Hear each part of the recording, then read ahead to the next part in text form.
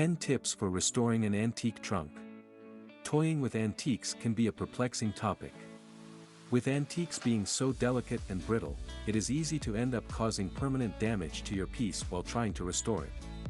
And getting them fixed professionally may not be for everyone, as professional restorers are few and may cost an arm and a leg in most cases.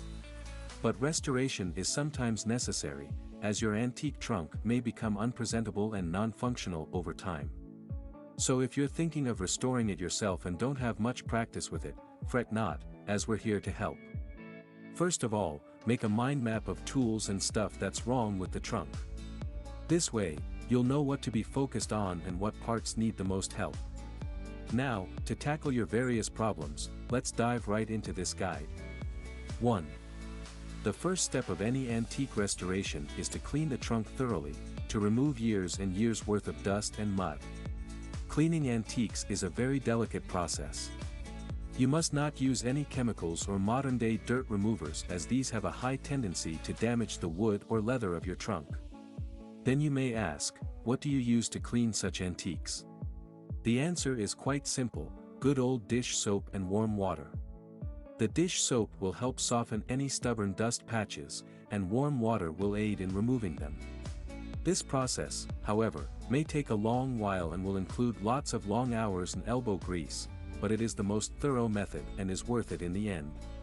However, for those of you who don't have time on your side, you can also use a high-pressure cleaner with water. This will clean much better and remove all built-up dust and dirt. However, it may cause damage to your trunk as it is harsher. Next, let's talk about drying. What's the perfect way to dry your antique after scrubbing it? Leave it outdoors, preferably in the shade, to ensure the color of your trunk won't fade. It would also be better to do this on a sunny, warm day. By drying it on a warm day, there won't be any mold or animals crawling inside, which could happen if it were left to dry indoors. 2. Now that your trunk is nice and clean, there's a good chance that you can see all the damaged, worn out, unsustainable pieces. And that's what you'll have to remove next. Any wood with water damage, wood lice or other insect infestation pieces, moldy bits and pieces, and any withering leather must all go. To do this, however, you will need to disassemble your trunk. This may be a tricky process. You must remove all nuts and bolts carefully and place them out of the falling distance of your trunk, as you don't want to drill holes into your vintage wood accidentally. You must remove them one by one. You can keep or discard the bolts depending on their condition. If they seem brittle or rusted, your best bet would be to discard them and buy new ones, otherwise, you should be pretty good to go. Also, remove any belts, leather pieces, clasps, and straps. 3. Metal, over time, tends to wear down. This means it rusts, becomes brittle, and is prone to breaking. To solve this problem, you must remove the metal oxide. This can be done quickly by attaching a wire brush to a drill and buffing the hardware with a gentle hand. Make sure only to remove the top layer. This will remove all the rust and corrosion and restore the metal's shine, making it look brand new. An advantage of using a drill bit is that it gets into all the tiny crevices, restoring the metal piece completely.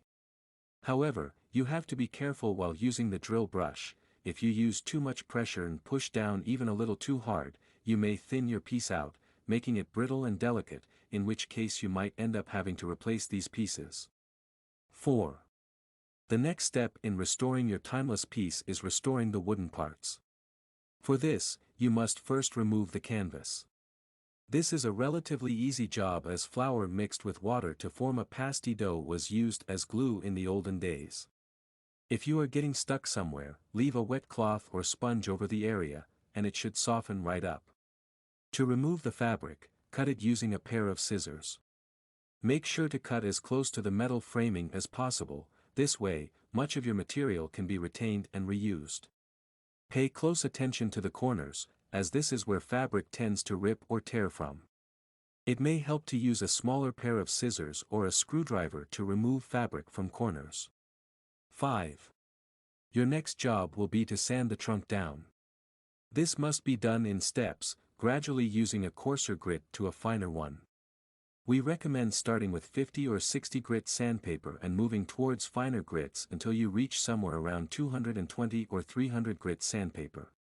For the paper areas, you may want to start with a finer grit of around 180 or 220 even to begin with.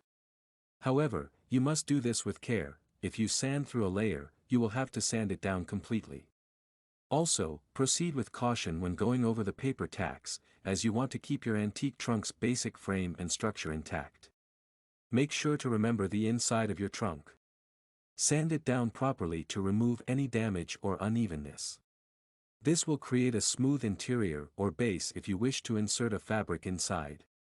For the best installation, cut your fabric into 5 pieces that measure the same as the inside and attach them using fabric glue and a stapler. You must do this after restoring the hardware because if you try to fix the metal bits afterward, it will ruin your sand. And this way, you can go over the hardware, smoothing it out. This will give your antique a better and much sleeker feel to it. 6. The next step in the restoration of your antique trunk is wood staining or painting it.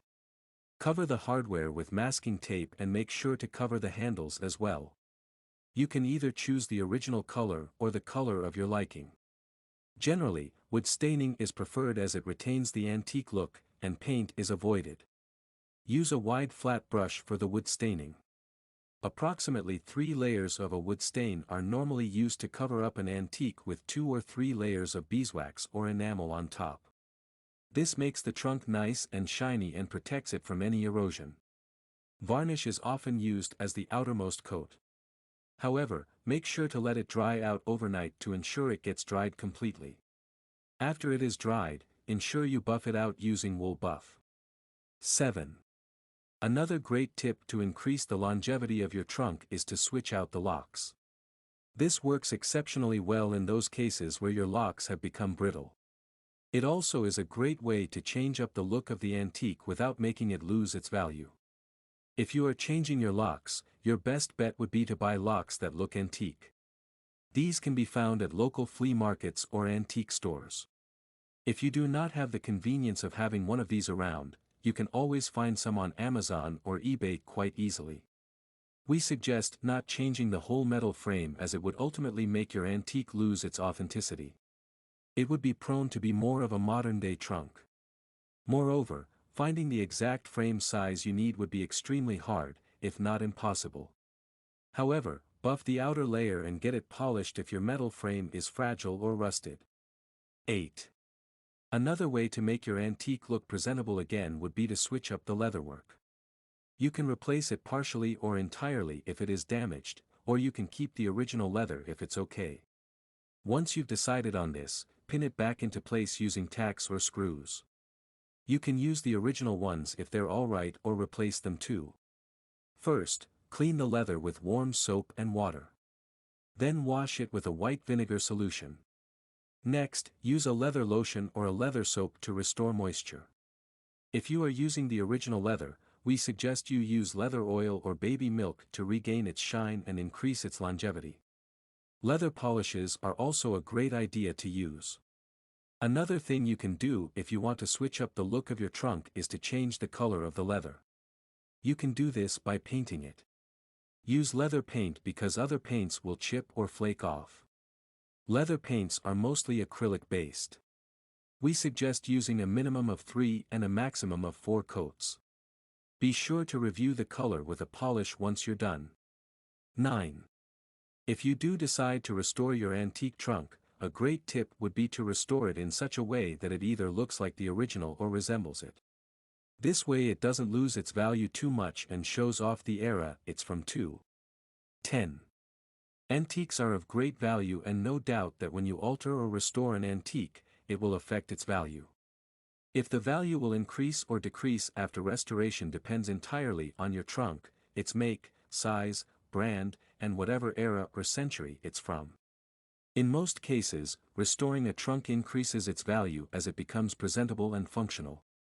We'd go as far as to say that nearly every trunk will add to its value once it has been restored. The only ones you should avoid in terms of restoration are the ones that belong in a museum. So, if you're considering converting your trunk, you should, as the odds are probably in your favor. Conclusion. Restoring antiques can be a confusing process. The restoration of an antique generally diminishes its value or authenticity, which is why you may be considering going against it. But worry not, as restoration of an antique trunk works the opposite and helps bring it back to life. It may look rather complex and intricate but can easily be made simpler by following a few tips and tricks. There are a handful of ways to make the process easier or, in general, end up with a better finished product. In this guide, we talked about 10 of these tips and tricks. You should try to follow these to the dot when perform a restoration yourself. It's critical not to mess things up since something as small as a minor scratch or tear can affect the price of an antique significantly. You'll also find that most of the tips and tricks that we've mentioned throughout this piece will be applicable to most antique objects, regardless of what they are. That brings us to the end of this guide. Thank you for reading.